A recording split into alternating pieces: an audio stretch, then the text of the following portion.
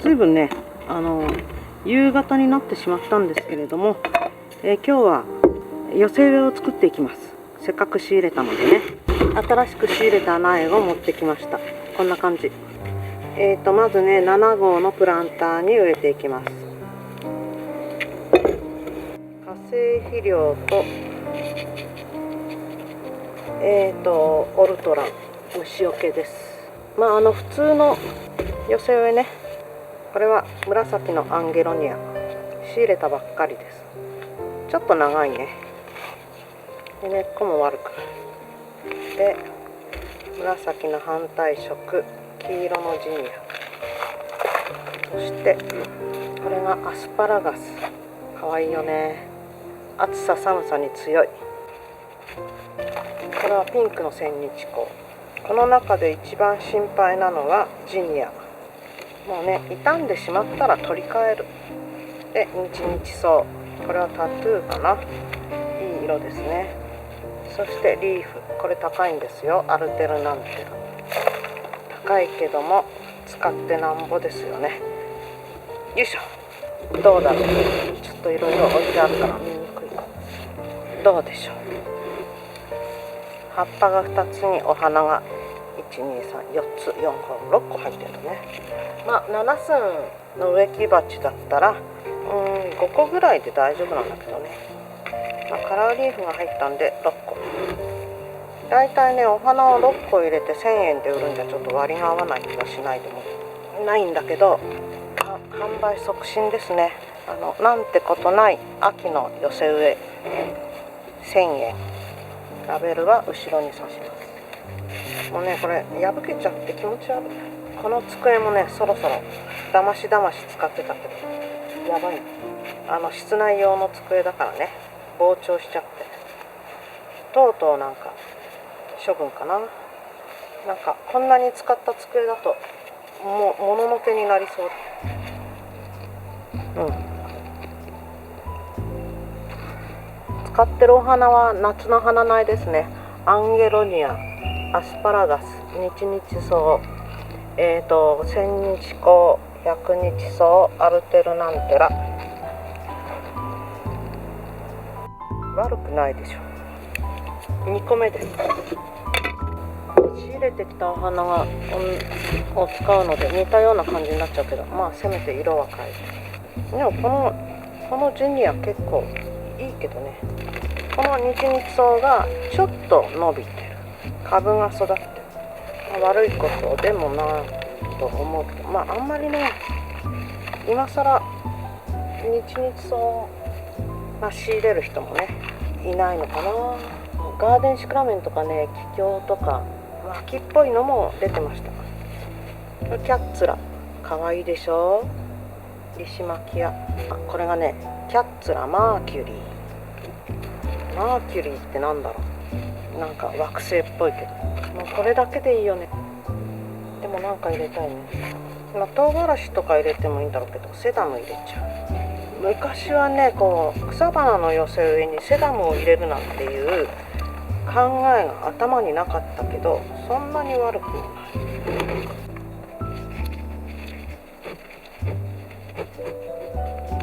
かわいい。これ伸びすぎ。いいんじゃないかな。いちいちね、同意を求める。悪くないって言ってって。ほら、かわいい。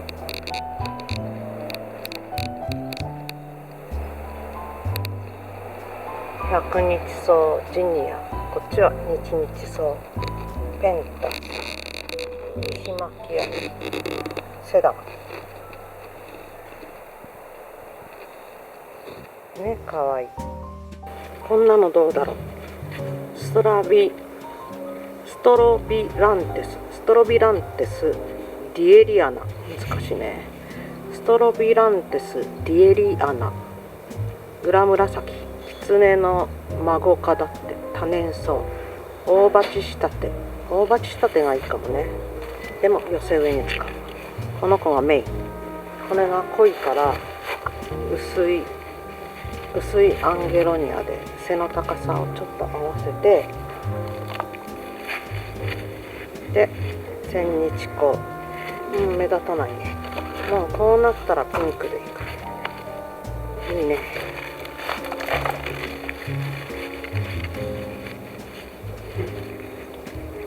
ここにピンクじゃなくて白。このペンタスもね、そのうち育ちます。ペンタスはこの子と同じぐらい背高くなる。まだまだね、9月になったばっかりだから。これで7寸は8がおしまい。ね、こんな感じ。これはこの裏紫を果敢に使いましたっていう寄せ植え。裏紫にこれがアンゲロニア、千日紅、これがジニア、ペンタス。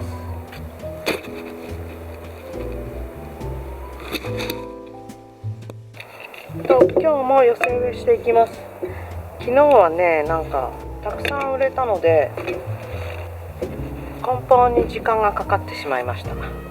でもね、昨日うちの長男が仕事帰りにうちに来てね、それで防犯ビデオをね設置してくれました。6時ぐらいに来たのかな。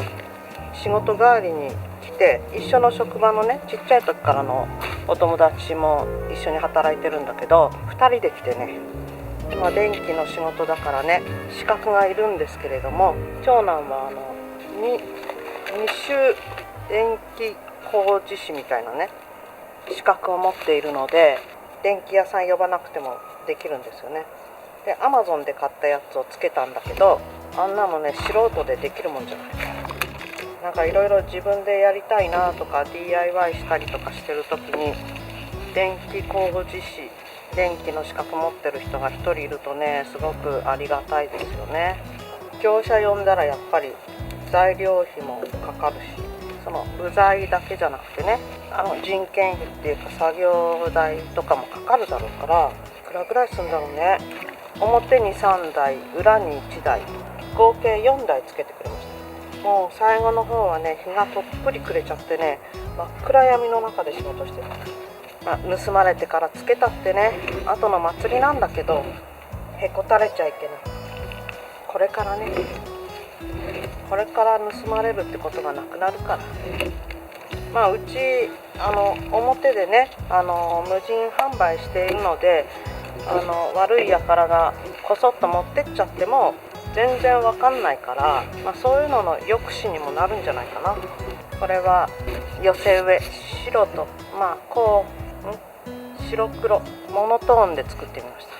唐辛子が赤いけど、売れすぎは切る。あんまり剪定しない方がいいね。これでいきます。ほら、どうだろう、おとなしすぎかな。これが唐辛子、アルテルナンテラ、新種ね。で、ジニア、ここに日々草で、セダム。なんかね、今日は寄せ植えを作ろうと思ってたんだけれども、ちょっと見て見ぬふりができないほど傷んでしまったホワイトソルトブッシュ、これをね仕立て直します。これね、もう枯れてるところは切っちゃう。かわいそうにね。私の仕事なんだけど、これはちゃんとしてあげなきゃねいけない。ホワイトソルトっていうだけあって白っぽいから、カラーリーフ的にいいと思ってね買ってきたんだけど、ちょっと暑いし忙しいっていう言い訳は良くないんだけどね、なんかやる気にならなくて、こんなみすぼらしくなっちゃいました。で、とにかく、電気を出してもらうんで土を足します。こんなだもん。鹿沼土とかがもう入ってる。ブレンドしてね植えてあるんだね。こんなんね、上の苔も取っちゃう。ちょっとでも残ってればまた苔は入るだろうか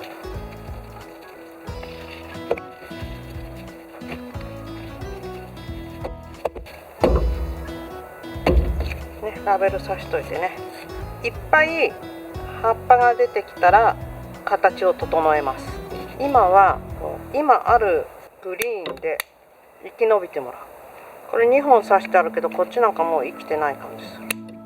これ抜くとね、隣と根っこが近すぎるから抜くと弱っちゃうと、こんな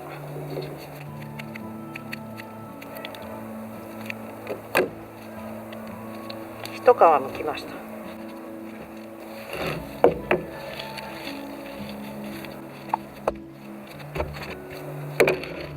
商売の方もね、ネットオークションで売ってるんだけれども、8月はね、まあ売れなかった。例年のことだからそれを嘆くこともないんだけれども、9月に入ったらね、途端に売れるようになってきて、もうよかったって感じですね。防犯カメラ4個セットもね、26,000円ぐらいしたから。でも昔も結構ね、花盗まれたりとかして、ネットで売ってるやつ、売れたやつが盗まれちゃったりとかね、バラを持ってっちゃったりとか、陣長毛持ってっちゃったりとかね。朝表出たら近所のおばさんが、さっきなんか自転車のカゴに積んでったわよってなんか言ってたのとか言うから、いやいや見てたんなら教えてよっていうね、そんなこともありましたけどね。ハボタンごっそり持ってっちゃったりとか、そういうのが全部映るってことですね。結構ね、うちの前から、こっちからこっちまですごい4台、ここに2台、こっちに分かるお家があって、こっちに2台、こっちに1台で裏に1台、もううちの周り全面網羅してます。まあ頼りになりますね。まあね、そういうのを買ったしね。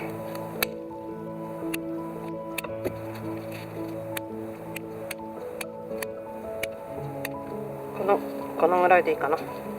でこっちの方がふさふさしてきたらこういう長いところは切るけど、まだねちょっとこっちの緑に頑張ってもらって、こうやって根っこも切るから、下を切ったら上も切るっていうね、同じ塩梅で切った方がいいみたいですよ。まあ剪定でね、上の方いっぱい切ったから根っこもバッサバサ切らなくちゃいけないっていうんじゃなくて、根っこを切った時には上もちょっと切った方がいい。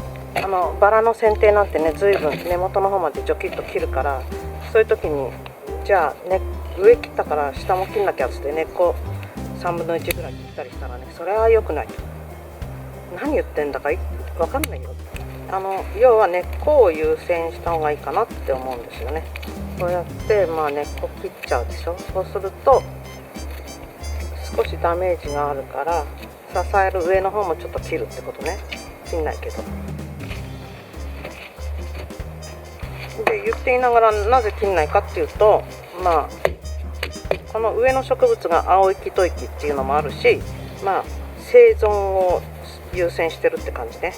これ割と頑張って葉っぱついてますね。これはちょっとしょぼい。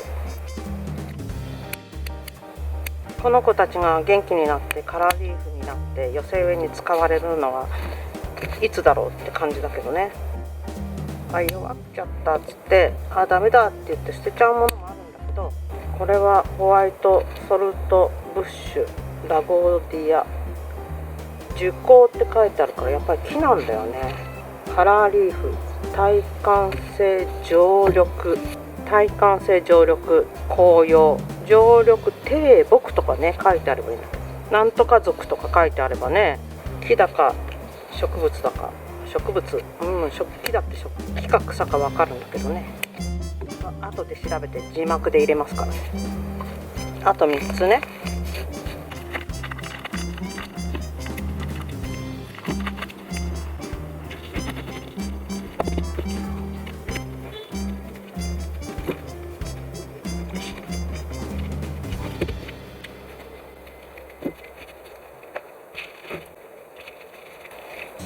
これで全部植え替えました。新しい土に入れてるので肥料も何にも入れてない。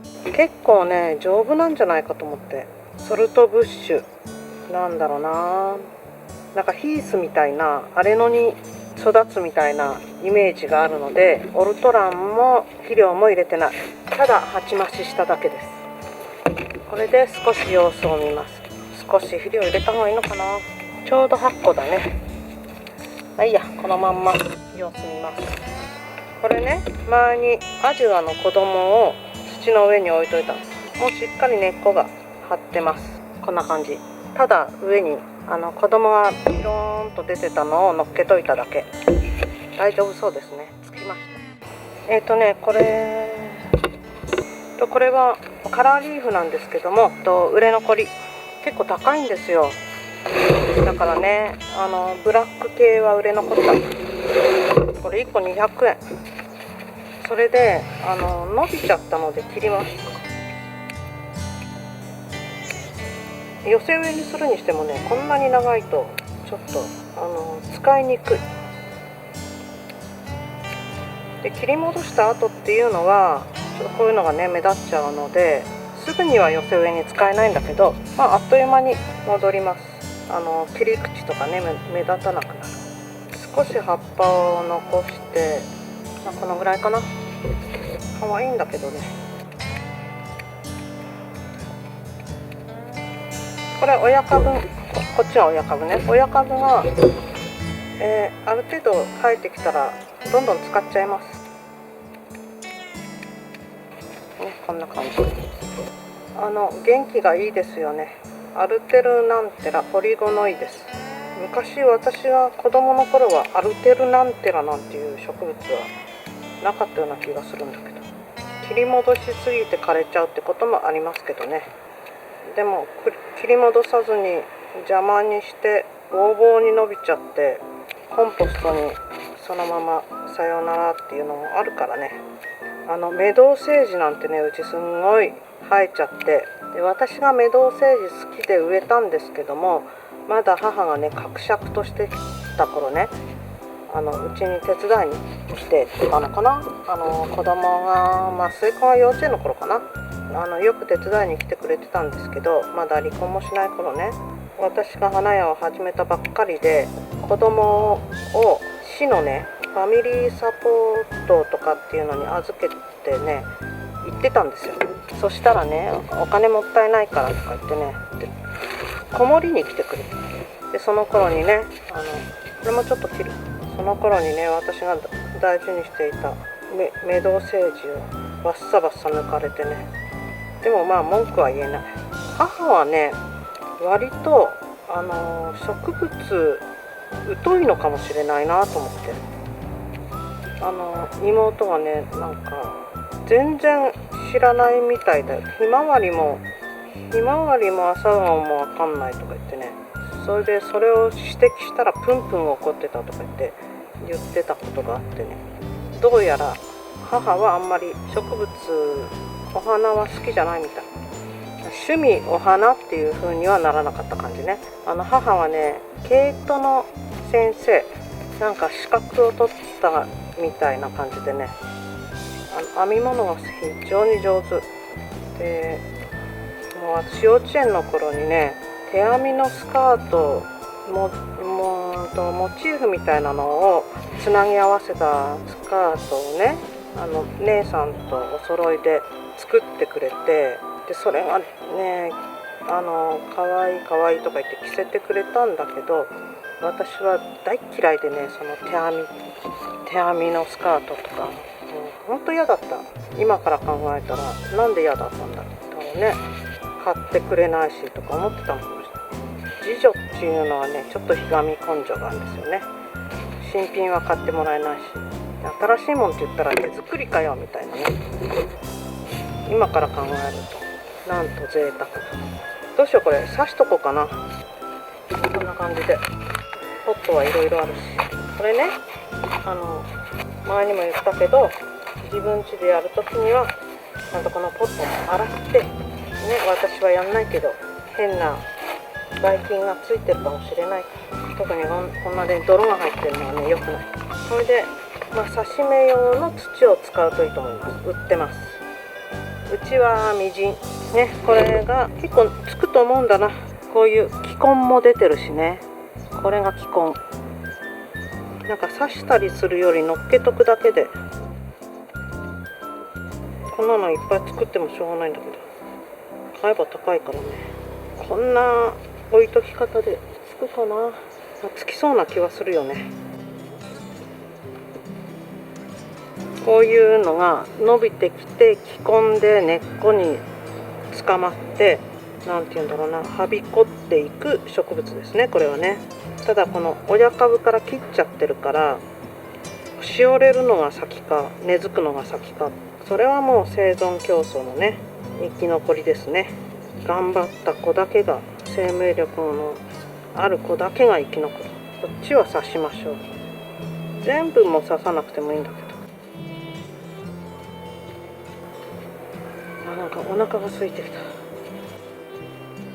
末っ子はね、バイク盗まれてしょげてると思ったらね、なんかね、2連休でね、火水と休んだのね。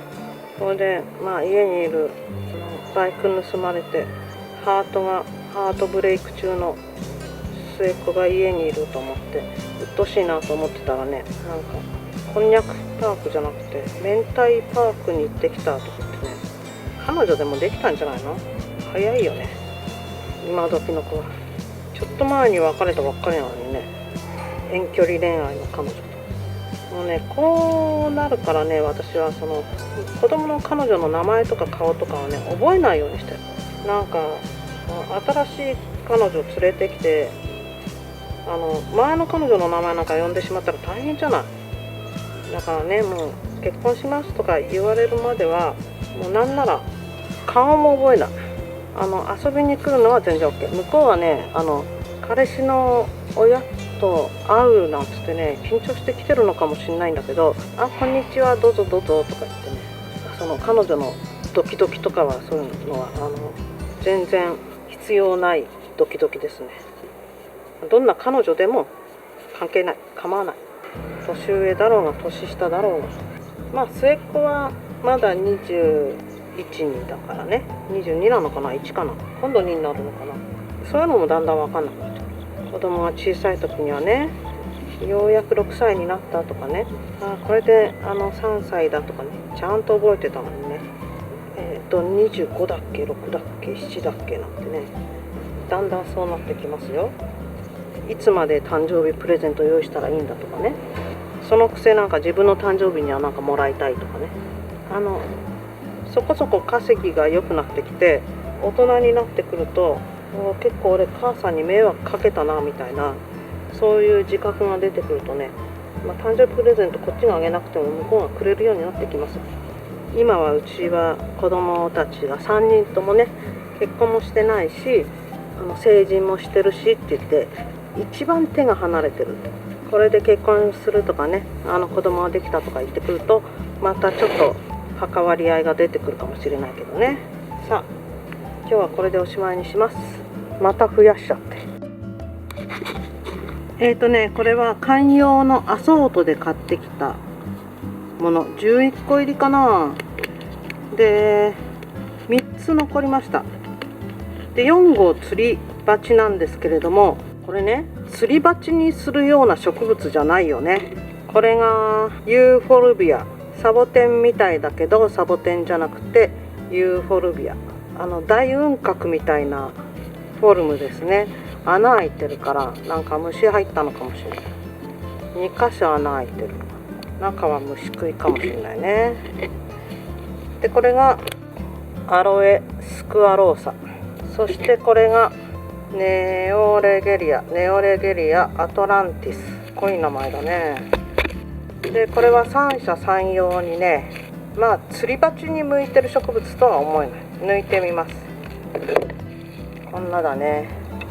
これなんて言うんだろう。観葉植物によく使われるようなね、ピートモスみたいなのに植わってる。これは投げ込みでした。こんなの投げ込んで4寸で売ろうっていうのがね、もう今ね、観葉植物っていうのは売れるのが夏ですので、生産者さんはね、投げ売り状態になってる。どんな状態でもいいから売っちゃえみたいな感じね。これも投げ込みで、この子なんかは、水苔で植えてあげてもいいぐらいかといって、もうこんだけ土を噛んでるので、どうしようかな。水苔に植えるとしても全部土を落とすのはちょっとしんどいね。しかもこれラベルがシール。どうしてあげたらいいの？きれいに剥がして植えたやつにまた貼るって感じかな。じゃあ植えるものを探してくる。観葉なのでね、まあぶん投げてあるプラスチックじゃかわいそうだから、ぶん投げてある陶器を持ってきました。セコハンじゃないんですけどね、長いこと置いてあるからね、ちょっと汚れたり欠けたりしています。でこれは水苔だね。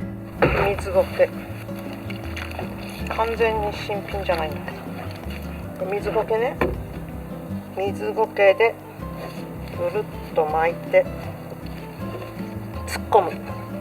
ちょうどいいぐらいのサイズで、これはねもともとが、ピートモスみたいなものに植わってましたから、それにさらに土は足さずに、また根っこから土をほぐしたりもせずに水苔だけ足しました。でこの子なんだっけ、この子だね、ネオレゲリア。これは水をこの筒の真ん中に水を溜めて、そこから栄養吸収したりする。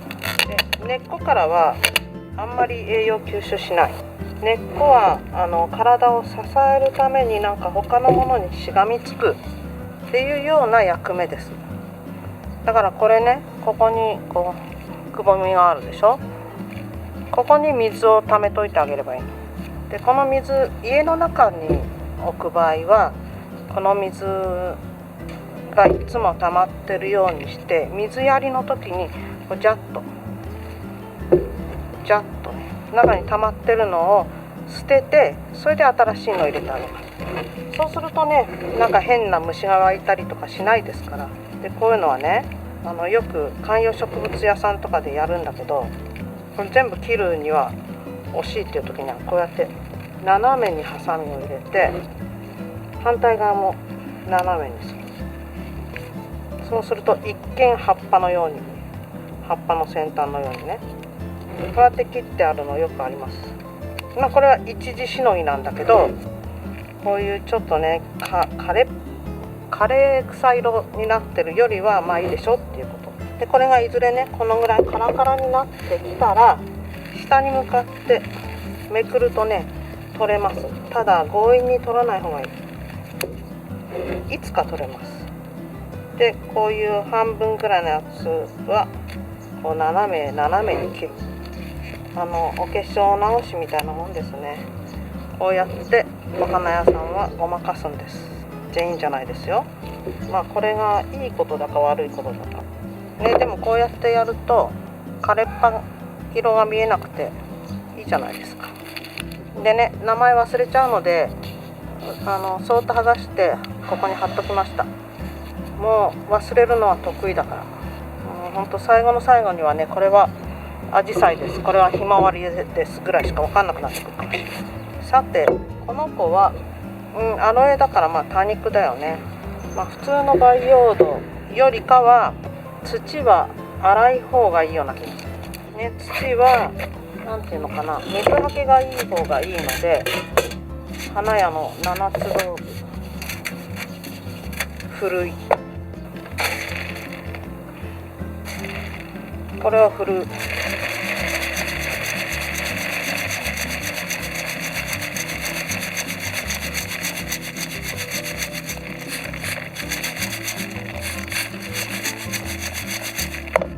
こういうね木のくずみたいなものが入ってても別に問題ない。でたまによからぬものが入ってる時にはよく見てね。どう？このぐらいの土にする。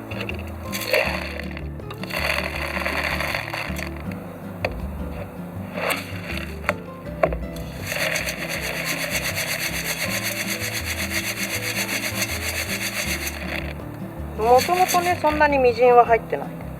土を振るってね培養土作る場合もあるんだけれども、夏場なんかはねみじんをあんまり取らないで保湿性が高い方がいいかなとか思ったりするんだけど、でもやっぱりみじんは振るいますね。水持ちがいいんじゃないかと思ってね、ものすごく誘惑に枯れるんですけれども、誘惑に駆られるんですけれども、よく振るうことにしております。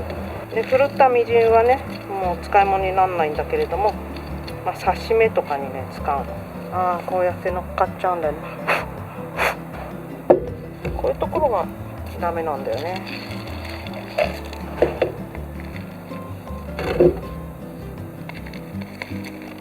これ本当にね、石みたいな感じでね、水はけを本当によくしたければ、このふるった土を水でゆすぐ。そうすると茶色い水が出てくるでしょ。その茶色い水がなくなった頃にはすっかり水はけのいい土になってますから、栄養も抜けてそうだけどね。で、これがアロエだね。アロエスクワローサ。これでトラブルにならないか少し養生します。なんか上からでね、がっくりして元気なくなる場合もありますから。これもユーフォルビアだからちょっと根っこがね少ないけど、こんなのだいたいね売ってるのはジョキッと切って乾かして刺してあるだけみたいなのも売ってますからね。平気で市場に出てきます。これ根っこ出てる方、これでもほら足りない。これもね多肉系、ユーフォルビアだからね多肉系なので、ほら落としたやつもこういう軽石みたいなのが入ってる。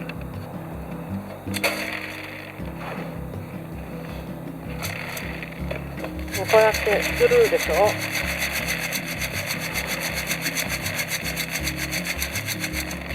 そうするともうほとんどね、みじんは落ちる。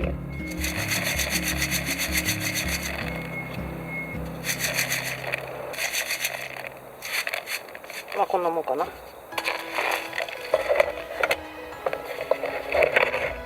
で、まっすぐにして土を入れます。もうね、うちものすごく土があるのであんまり買いません。特別な観葉植物の寄せ植え頼まれた時とかねぐらいしか。だからそういうの嫌だっていう人はね買わない方がいい。またね、そういう言い方してる。だってさ、そんなにいっぱい土があるのに買ったってもうどんどん土が溜まっていくばっかりだから、結構いい土に植わってるんですよ。で、コンポストに入れて寝かして、1年以上寝かしてね、それでふるって、うちの料理の野菜くずとかも入ってる、ね、コンポストと一緒に土を混ぜ込んでね、野菜なんかはよく育つんでね、悪くはないと思う。だいたい土っていうのは土ですから。よくね、庭の土を掘って培養土にしちゃいけませんよとかって言うんだけど、うちの培養土結構いい土庭にまいてるから、それをコンポストにして、でふるったりなんだりしてね、そういう仕事も毎日小1時間 1,2 時間あるっていうわけですね。これね、4号釣り鉢よりよっぽどいいと思う。これは水苔、こっちとこっちは粗めの土に植えました。で、多肉系なので栄養も入れてない、オルトランも入れてない、しばし様子見です。あとはね、このビヨヨヨヨーンと伸びちゃった、これ違うラベルが入ってる。そういうのはいけない。これがね、ユーカリ、丸葉ユーカリ。どうするよ君たち。あんまり大きくもしたくない。なのでちっちゃくします。切っちゃえ。ここで切っちゃうか。硬い木だから。これ虫食いじゃなければね、なんか花束とかに入れたら綺麗なの。ちょっと水に生けとこうかね。で、この子も葉っぱの汚いところ芯止めちゃう。で、鉢増しはせずに切り戻しね。この子も長くなってオリーブ。ある程度葉っぱを残しとかないと枯れちゃうからね。これで少し様子を見ます。だから肥料入れるか。ミントリーフ伸びすぎ。